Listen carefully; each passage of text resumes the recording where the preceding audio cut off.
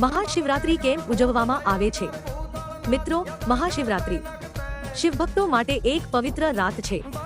પણ શું તમે જાણો છો કે આ તહેવાર શા માટે ઉજવાય છે? હિન્દુ શાસ્ત્રો અનુસાર આજના પવિત્ર દિવસે ભગવાન શિવ અને માતા પાર્વતી એ વિવાહ કર્યો હતો.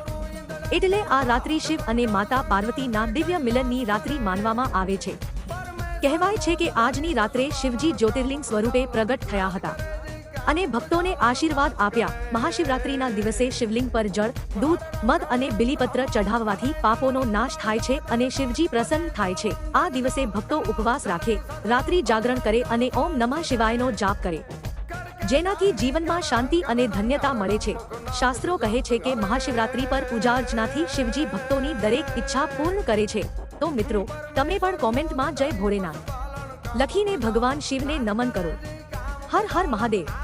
Please like, share and subscribe કરો.